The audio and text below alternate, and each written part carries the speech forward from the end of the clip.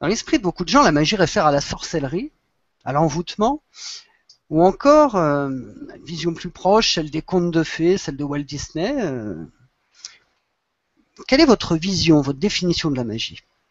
Alors pour moi, ça peut paraître un petit peu étonnant, mais pour moi, j'assimile la magie à une science. Voilà, pour moi, c'est Une vraiment une science. science.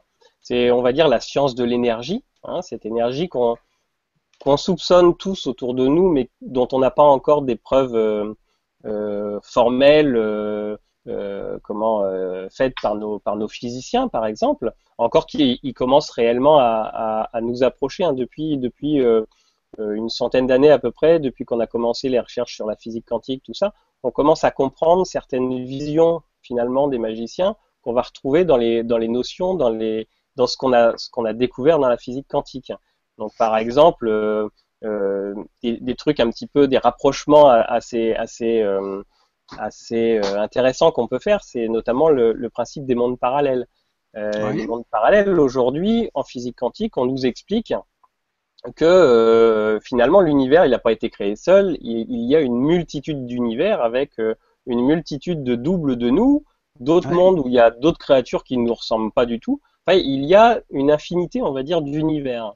Et quand on voit ce que les anciens finalement depuis l'Antiquité donnaient en référence, c'est-à-dire cette multiplicité comme ça de mondes, qu'est-ce qu'on va faire finalement quand on va invoquer quand on va invoquer un ange ou un archange ou une entité, un esprit, est-ce que finalement, est-ce qu'on n'est pas là à ouvrir une brèche, à ouvrir un pont, hein, le fameux trou de verre d'Einstein par exemple, qui va ouvrir une passerelle entre deux mondes pour communiquer avec des entités d'un autre univers.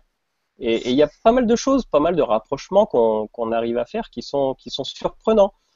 Par exemple, je lisais dernièrement un ouvrage, c'était deux auteurs, des physiciens, physique quantique, c'était les univers parallèles, le titre de l'ouvrage, où ils expliquaient que pour que la théorie des univers parallèles soit juste, il faut forcément qu'il y ait un minimum de 9 univers différents, on va dire. Voilà, c'est d'accord. le principe de la théorie repose sur le fait qu'il y a un minimum de 9 univers.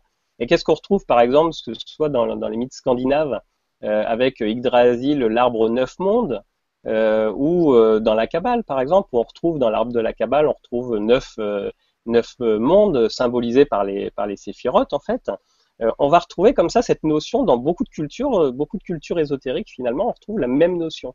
Alors, est-ce que ce sont de simples coïncidences ou est-ce qu'aujourd'hui la physique commence à expliquer une partie de ce qu'est la magie avec nos mots à nous, nos mots d'aujourd'hui, quoi.